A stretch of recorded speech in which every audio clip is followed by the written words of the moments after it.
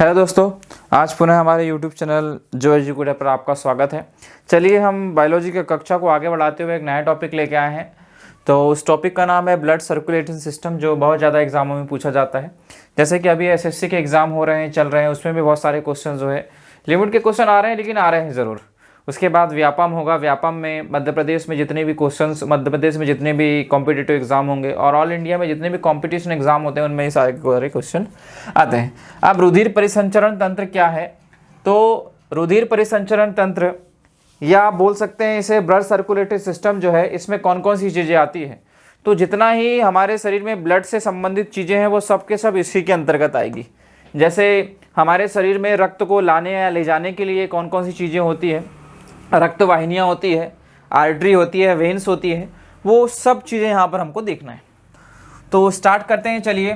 तो रुधिर परिसंचरण तंत्र जो है, जिसे एंजियोलॉजी, ठीक है, एंजियोलॉजी के तहत पढ़ा जाता है। एंजियोलॉजी,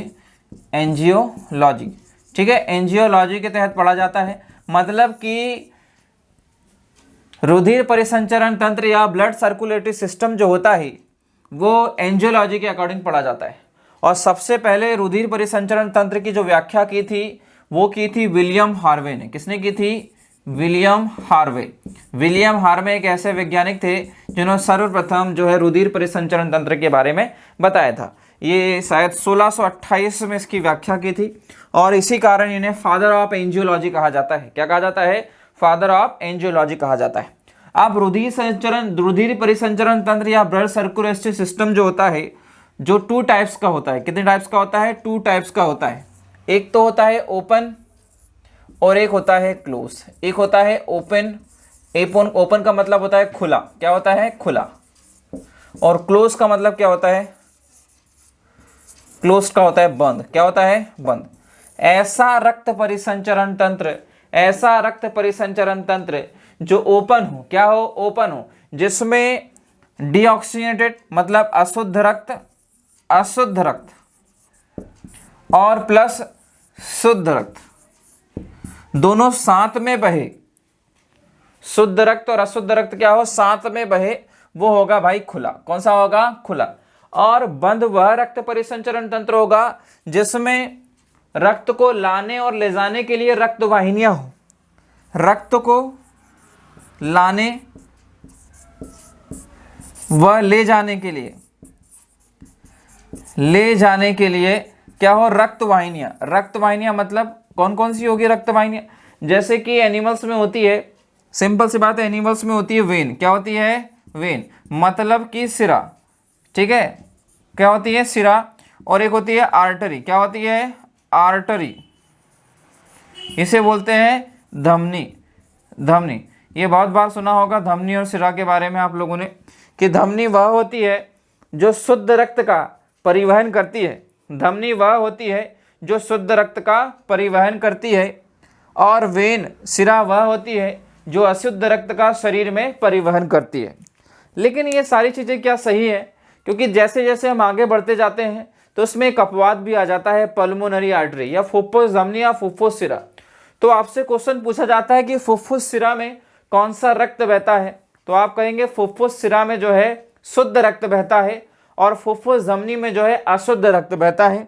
तो ये दोनों चीज़ें जो हो गई ना, दोनों डेफिनेशन जो हो गई फेल हो गई। क्योंकि सिंपल सी बात है, धमनी में कौन सा रक्त बहता है और सिरा में कौन सा।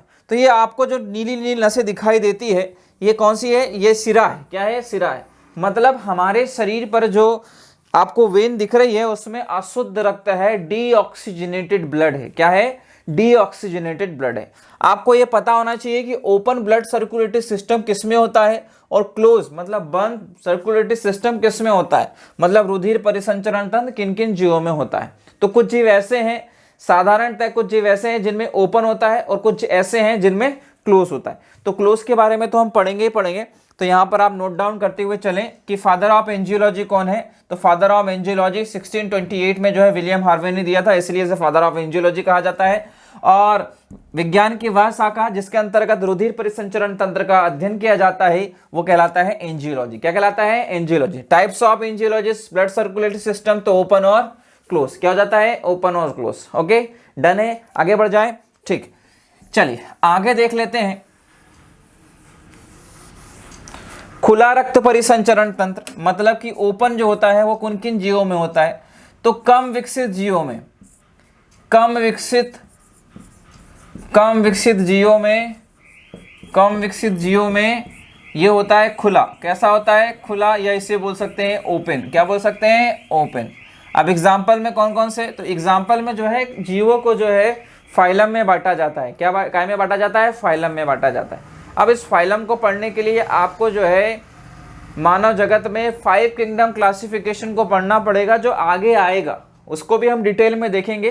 5 जगत वर्गीकरण, जैसे 5 जगत वर्गीकरण में क्या क्या आता है, तो 5 जगत वर्गीकरण में आता है, पहला है मोनेरा, प्रोटेस्टा, उसके बाद आता है फंगई, क्या आता है? फंजाई आता है, मतलब कवक आता है।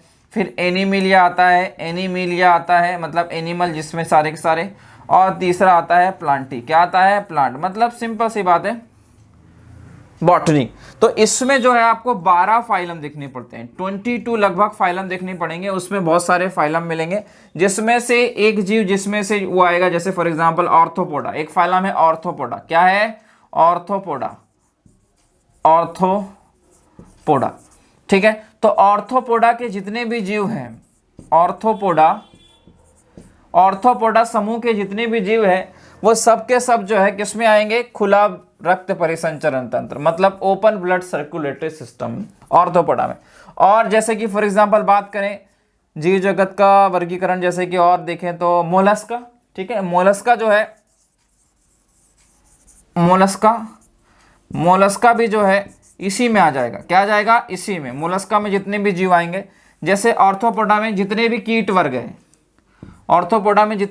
वर्ग हैं, जैसे फॉर एग्जांपल बात करें हम, जैसे मच्छर है, मक्खी है, तो ये सबसे बड़ा फाइलम है, दुनिया का सबसे बड़ा फाइलम, जिसमें हजारों स्पीसीज है, हजारों क्या लाखों स्पीसीज नजर आती है, वो कीट वर्ग की, वो है ऑर्थोपोडा। क्या है? ऑर्थोपोडा। जैसे बचपन में आप कीड़े मकोड़े मारते थे ना, चिट चिट आवाज आती थी, वो होता है ऑर्थोपोडा। क्या है? ऑर्थोपोडा। अब मोलस्का में क्या आता है? इसमें आता है स्नेल। क्या आता है? स्नेल मतलब घोगा। आपने देखा ही होगा, बारिश के दिनों में देखना, वो मतलब राउंड शेप में होता है, जिसका मुंह लटका, ठीक है, तो वो है मोलस्का। तो ये सारी चीजें जो है ये किस में आ जाएगी? खुले में आ जाएगी। किस में आ जाएगी? खुले में आ जाएगी। खुले का मतलब इनमें शुद्ध रक्त, ठीक है, पहला पॉइंट, शुद्ध रक्त ले जाने के लिए, शुद्ध रक्त लाने और ले जाने के लिए, लाने व ले जाने के लिए,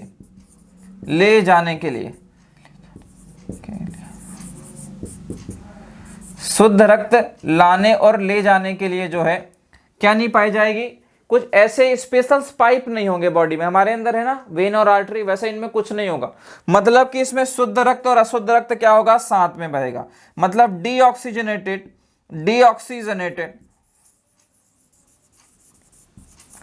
और ऑक्सीजनेटेड जो ब्लड होगा वो साथ साथ होगा। मतलब ऐसा कुछ पार्टिसिपेट नहीं है, मतलब ऐसा पार्टीशन नहीं है कि, मतलब सिंपल सी बात है, शुद्ध रक्त को ले जाने के लिए अलग कुछ है और अशुद्ध रक्त को ले जाने के लिए अलग कुछ है। तो आई होप कि आपको समझ में आया होगा ओपन ब्लड सर्कुलेटरी सिस्टम, ठीक है, ओपन ब्लड सर्कुलेटरी सिस्टम समझ में आया होगा। इसके अलावा आप देख लेते हैं क्लोज मतलब जिनमें बंद हो। क्या हो? बंद हो। जैसे फॉर एग्जाम्पल हम बात करते हैं किसकी? हम बात करते हैं सजीव जगत की बात करते हैं, एनिमल्स की बात करें। किसकी बात करें हम? एनिमल्स की बात करें। तो मानव में जो होगा, मानव की बात करें, मानव में रक्त परिसंचरण तंत्र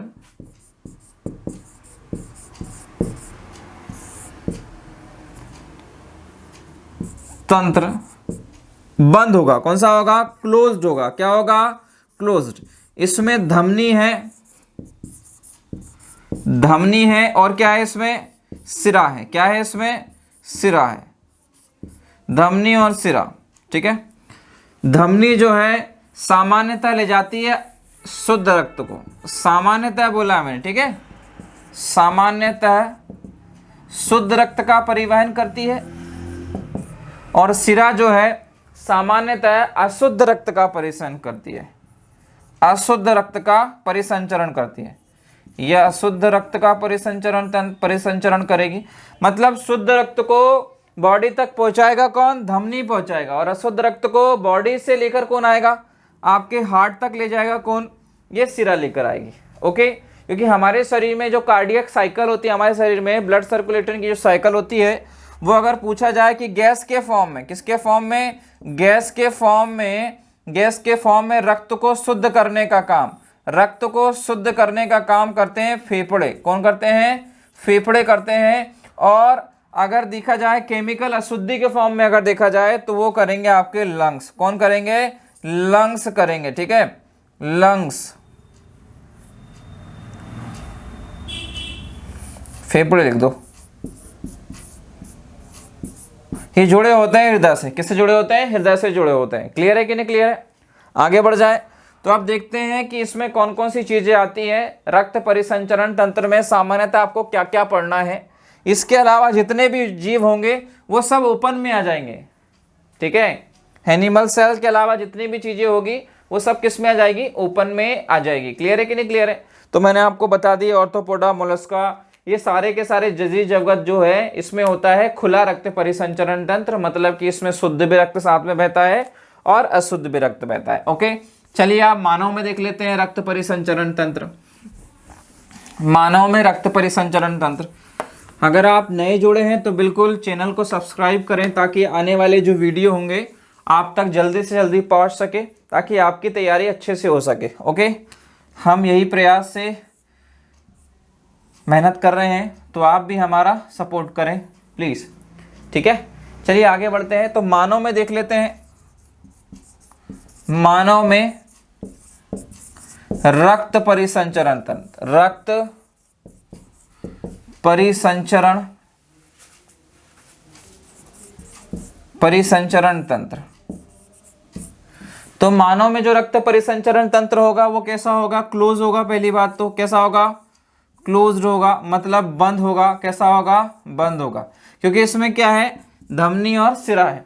तो इसके तहत कौन कौन सी चीजें पढ़ी जाएगी? तो सबसे पहला इसके अंतर्गत पढ़ा जाएगा ब्लड। क्या पढ़ा जाएगा? ब्लड, मतलब इसके तहत हम रक्त पढ़ेंगे। पहले क्या पढ़ेंगे? रक्त। फिर उसके बाद इसी में हम लोग हार्ट पढ़ेंगे। क्या पढ़ेंगे? हार्ट। फिर हम इसमें पढ़ेंगे रक्त वाहिनियां। क्या पढ़ेंगे? रक्त वाहिनियां। रक्त वाहिनियां मतलब हम लोग इसमें देखेंगे धमनी, आर्टरी जिसे बोलते हैं, और हम देखेंगे सिरा। क्या देखेंगे? सिरा। ठीक है, हम लोग इसमें स्पेशल देख लेंगे सिरा कि कैसे कैसे रक्त को ले जा रही है और कैसे कैसे फंक्शंस बटे हुए हैं। तो हम इसमें रक्त देख लेते हैं, हार्ट देख लेंगे और रक्त वाहिनियां देख लेंगे। तो चलिए स्टार्ट करते हैं आज नया टॉपिक। इसी में एंजियोलॉजी में ये सारा का सारा ब्लड इसमें देखना पड़ेगा। तो इसमें न्यू टॉपिक स्टार्ट होता है ब्लड। क्या स्टार्ट होता है? ब्लड। इसे आप साधारण विलेज की भाषा में लोही भी बोलते हैं। क्या बोलते हैं? लोही भी बोलते हैं। और सबसे ज़्यादा चलन में चलने वाला जो यूज होने वाला शब्द है खून। ठीक है, सबसे ज़्यादा खून ही बोला जाता है। ओके, यदि आपको चोट लगी है बॉडी में, यदि बॉडी में चोट लगी है तो रक्त निकलना तय है, चाहे वह थोड़ा निकले कम निकले, लेकिन निकलेगा जरूर। और यदि आपका सिरा जो देख रहे हैं आप लोग, ये नीली नलिकाएं दिख रही है, अगर ये फट जाती है तो बिल्कुल व्यक्ति का जीना, मतलब आप ये बोल सकते हैं, बहुत कम हो जाता है। क्योंकि रक्त जो होता है मानव में होता कितना है? तो 5 से 6 लीटर होता है एक पुरुष में, और 4.5 से 5.5 लीटर महिला में होता है। और सबसे ज़्यादा मृत्यु जो होती है ब्लड की कमी से, एक्सीडेंट वगैरह में रक्त की कमी से ही होती है। क्योंकि रक्त जो है हमारी बॉडी में चारों सभी अंगों में फैला होता है, और फैला होने के बाद ये परिवहन करता है ऑक्सीजन का। और प्रॉपर जब अंग को ऑक्सीजन नहीं मिलती है तो अंग होने लग जाते हैं डेड। और यदि ब्रेन को ही ऑक्सीजन ना मिले तो सिंपल सी बात है, ब्रेन ही क्या हो जाता है? डेड हो जाता है। यहाँ पर समझ में आया? मतलब ब्रेन ही डेड डिक्लेयर कर दिया जाता है।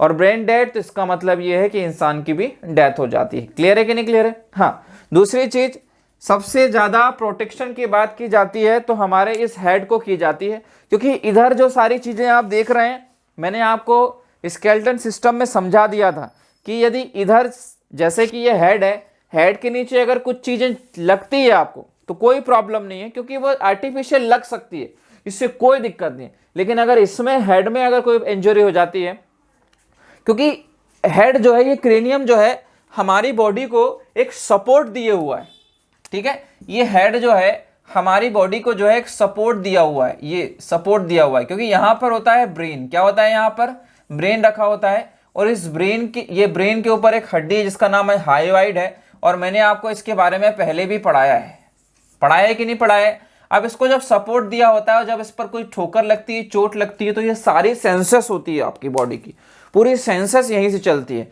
जैसे फॉर एग्जांपल मैं बात करूं तो ये जो राइट हैंड देख रहे हैं मेरा, और ये जो लेफ्ट हैंड देख रहे हैं, तो राइट हैंड वाला ब्रेन जो होता है ना, राइट हैंड वाला ब्रेन जो होता है वो लेफ्ट हैंड हिस्से को कंट्रोल करता है, और लेफ्ट हैंड वाला ब्रेन जो होता है वो राइट हैंड वाले हिस्से को कंट्रोल करता है कि नहीं करता है। तो ये सारी की सारी चीजें, और आप एक चीज देखेंगे कि इसमें जो होती है, इसमें नर्व्स हमारी काम करती है, सूचनाओं को ले जाने और लाने के लिए हमारे शरीर में नर्व्स काम करती है, और एक बार नर्व्स डैमेज हो जाती है तो ये समझ जाइए, क्योंकि नर्व्स की जो इकाई होती है ना, न्यूरॉन्स की जो इकाई होती है, नर्व्स की जो इकाई होती है वो होती है न्यूरॉन्स। क्या होती है? न्यूरॉन्स। और न्यूरॉन्स में एक बार विभाजन होता है दोस्तों, बार बार विभाजन नहीं होगा, इसीलिए पैरालाइज होने के बाद बहुत कम पॉसिबिलिटी बनी रह जाती है कि वह व्यक्ति जो है चल फिर पाए, ठीक हो पाए।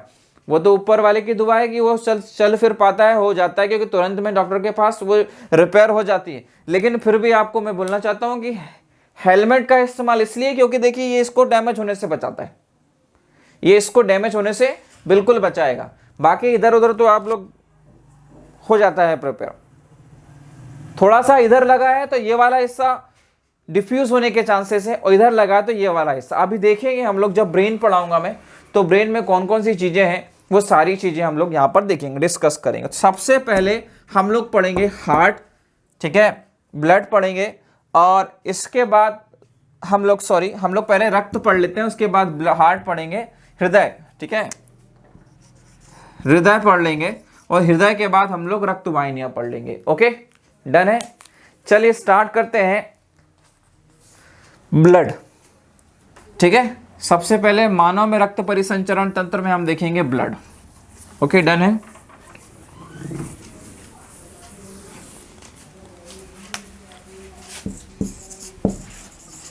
ब्लड, इसे रक्त भी बोलते हैं, इसे लोही भी बोलते हैं, और साधारण भाषा में इसे खून भी बोला जाता है। तो सभी चीज में मैंने आपको एक कॉमन बताई है कि साइंस की हर एक में ब्रांच होती है, और ब्रांच में इसका स्टडी किया जाता है। तो which branch do you study by blood? तो आपको बताना है कि साइंस की वह शाखा जिसके अंतर्गत रक्त का अध्ययन किया जाता है वो क्या कहलाती है, ठीक है। तो विज्ञान की वह शाखा जिसके अंतर्गत रक्त का अध्ययन किया जाता है वो कहलाती है हेमेटोलॉजी। क्या कहलाती है? हेमेटो, या आप लिख सकते हैं हीमेटोलॉजी, ठीक है। मतलब कि यदि रक्त में कोई भी विकार है तो आपको एक स्पेशलिस्ट के पास जाना पड़ेगा, और वो होगा हेमेटोलॉजिस्ट। क्या होगा? हेमेटोलॉजिस्ट, मतलब वो विशेषज्ञ होगा। क्या होगा? विशेषज्ञ होगा। क्लियर है कि नहीं क्लियर है? और एंजियोलॉजी मतलब सिंपल सी बात है, हमारे शरीर में रक्त कहाँ कहाँ जा रहा है, कैसे कैसे जा रहा है। जैसे डायलिसिस एक प्रोसेस होती है कि नहीं होती है। डायलिसिस शब्द किसके लिए यूज होता है? तो डायलिसिस शब्द यूज होता है फिल्टर के लिए, किडनी के लिए, क्योंकि किडनी में जो है हमारा पूरा का पूरा रक्त जाता है। पूरा का पूरा रक्त जाने के बाद उसमें आयन फॉर्म में, ठीक है, आयन फॉर्म में किडनी में रक्त जाता है, और पॉजिटिव नेगेटिव, मतलब सिंपल सी बात है, इसमें जो है अशुद्धि जो होती है अलग होती है। क्या होती है? अलग होती है। आप सोच कर देखिए, हार्ट जो है आपका 1 मिनट में 5 से 6 लीटर रक्त पंप कर देता है, और वही 5 से 6 लीटर में लगभग 176 मिलीलीटर जो है आपकी जो है किडनी जो है क्या निकाल देता है? अशुद्धि निकाल देता है। और इतनी अशुद्धि वह लगभग, अगर काउंट करें आप 24 घंटे में, तो लगभग 180 लीटर किडनी जो है शुद्ध निकाल देती है। तो बताइए क्या 180 लीटर आप मूत्र विसर्जित कर देते हैं क्या? नहीं ना। मतलब यह है किडनी क्या कर रही है? बार बार फिल्टर कर रही है। क्या कर रही है? फिल्टर कर रही है। किडनी बार बार उसी चीज को प्यूरिफाई करती है। 7 छन्ने लगे होते हैं उसमें, 7 छन्ने। उसी छन्ने को बार बार प्यूरिफाई करने के बाद वो निकाल देती है अमोनिया। क्या निकाल देती है? अमोनिया के फॉर्म में निकाल देती है अशुद्धि। लेकिन लीवर जाके उसी अमोनिया को काय में कन्वर्ट कर देता है? यूरिया में कन्वर्ट कर देता है। और यूरिया में कन्वर्ट करने के बाद इसी यूरिया को यूरेथ्रा में भेज देता है, यूरिया को अथरा में भेजने के बाद जो है यूरिया जो है हम लोग बाहर विसर्जित कर देते हैं। और जो भी आपको सार्वजनिक शौचालय के पास जो स्मेल आती है वो यूरिया की नहीं होती, वो अमोनिया की होती है। क्योंकि जैसे ही वातावरण में अमोनिया यूरिया जैसे ही आता है वो अमोनिया में कन्वर्ट हो जाता है, कुछ देर के बाद क्या हो जाता है, कन्वर्ट हो जाता है। मतलब एक प्रकार से टॉक्सिक चीज को लीवर कन्वर्ट कर रहा है, क्या कर रहा है, कन्वर्ट करता है। तो ये डायलिसिस प्रोसेस आपसे पूछा जाए किसकी है तो आप बोलेंगे सर डायलिसिस प्रोसेस जो है किडनी से संबंधित होती है। बहुत सी चीजें होती है मानव जगत में, तो ये सारी चीजें मैंने आपको बताई है। फॉर एग्जाम्पल आपसे पूछें कि ये डायफ्राम में किडनी होती कहाँ है, तो बहुत लोग बहुत नाटक करते हैं, किडनी इधर होती है, इधर होती है, बहुत दूर से दर्द हो रहा है, बोले बहुत दर्द हो रहा है। ये दर्द होना है, किडनी में थोड़ी दर्द हो रहा है, ये तो पूरा स्टमक है। क्या है ये, स्टमक है। पेट नाम की भी कोई चीज नहीं होती है साइंस में। ये क्या है, पूरा स्टमक है। ये आप यहाँ देख रहे हैं, ये पूरा स्टमक है। अगर राइट एब्डोमेन बोला है तो सिंपल सी बात है, यहाँ लीवर आ जाएगा। क्या जाएगा, यहाँ लीवर आ जाएगा। और लेफ्ट साइड आपका क्या हो जाएगा, यहाँ पर आपका लेफ्ट साइड में हो जाएगा आपका स्टमक। और इसके नीचे क्या है, उसके नीचे आपका इंटेस्टाइन है, इंटेस्टाइन है, स्मॉल इंटेस्टाइन, जिसमें सबसे ज्यादा भोजन का डाइजेशन होता है। क्या होता है, सबसे ज्यादा भोजन का डाइजेशन होता है। ओके, डन है। तो विज्ञान की वह शाखा जिसके अंतर्गत रक्त का अध्ययन किया जाता है क्या कहलाता है, हेमेटोलॉजी कहलाता है। क्या कहलाता है, हेमेटोलॉजी कहलाता है। क्लियर है कि नहीं क्लियर है। अब रक्त क्या काम करता है, तो रक्त जो है ऑक्सीजन का परिवहन करता है। सिंपल सी बात है, परिवहन करेगा। मतलब पूरी बॉडी में जो रक्त जो है ऑक्सीजन का क्या करेगा, परिवहन करेगा। सिंपल सी बात है। और जैसे जैसे हम चीजें आगे बढ़ती जाती है तो इसमें जो है जैसे अंग बनते हैं ना भ्रूण के, वैसे ही ब्लड का भी निर्माण होता है। तो क्वेश्चन पूछा जाता है कि ब्लड की उत्पत्ति किससे होती है, तो ब्लड की जो उत्पत्ति होती है मानव शरीर में वो होती है मीजोडर्म से। किससे होती है, मीजोडर्म से होती है। मीजोडर्म से रक्त की उत्पत्ति होती है। 3 लेयर होती है भैया, याद रख लीजिएगा, A1, A2 और A3 लेयर। क्लियर है। आप ये तो देख रहे हैं बीच वाली वो है मीजोडर्म, और ये हो गई एंडोडर्म, ये हो गई एंडोडर्म, और ये हो गई एक्टोडर्म। क्या हो गई, एक्टोडर्म। इन्हीं से बॉडी के सारे पार्ट्स बनते हैं। इन्हीं के बॉडी के सारे क्या हो जाते हैं, पार्ट्स बनते हैं। तो ब्लड की उत्पत्ति किससे होती है भाई साहब, मीजोडर्म से होती है। किससे होती है, मीजोडर्म से होती है। ठीक है। रक्त एक प्रकार का तरल संयोजी ऊतक है। ये क्वेश्चन भी बनाया बहुत बार, तो याद रखिएगा। रक्त एक प्रकार का, दिख रहा है कि नहीं दिख रहा नीचे, रक्त एक प्रकार का, यहां तक रक्त एक प्रकार का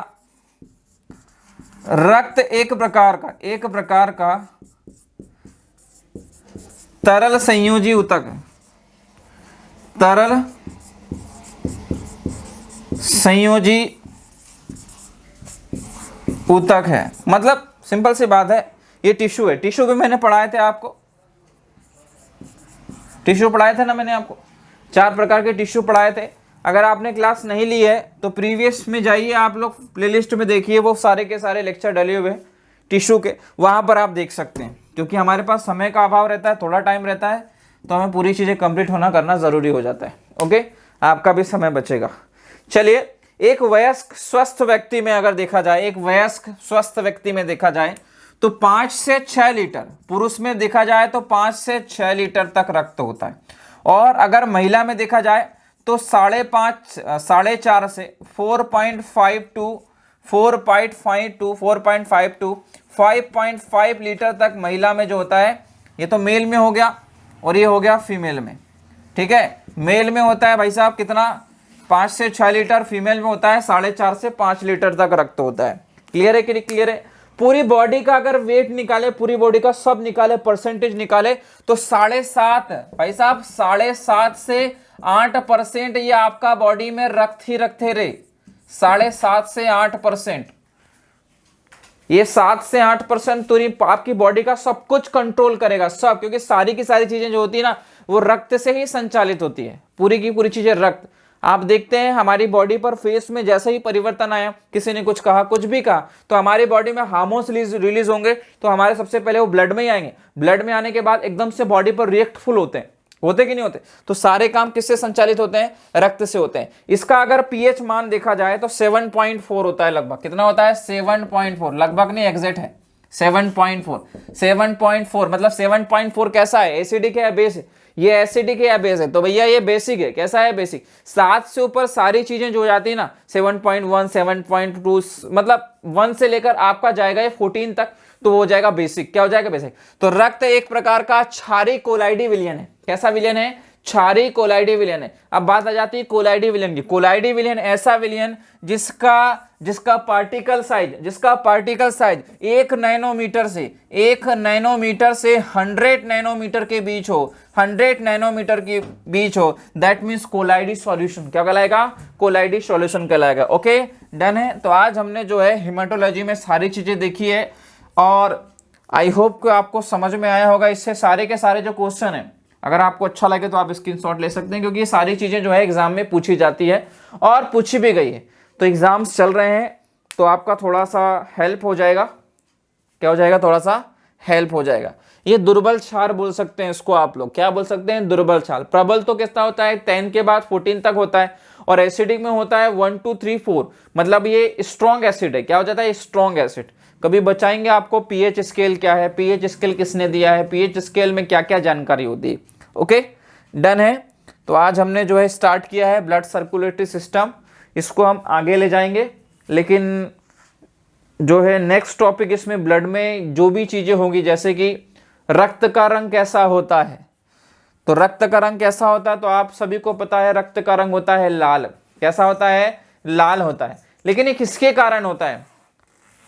तो हीमोग्लोबिन के कारण होता है। तो हीमोग्लोबिन को हम लोग डिटेल में देखेंगे नेक्स्ट वीडियो में, या नेक्स्ट कक्षा जब भी आपकी लगती है तो मैं आपको हेमाटोलॉजी में सारी की सारी चीज़ें बताऊंगा। ठीक है, तो एंजियोलॉजी में हमने सारी चीज़ें देखी है और आज हमने हेमाटोलॉजी पढ़ा है, ब्लड के बारे में जाना है तो नेक्स्ट वीडियो में। ओके, तो आज के लिए इतना ही, कल मिलते हैं। धन्यवाद।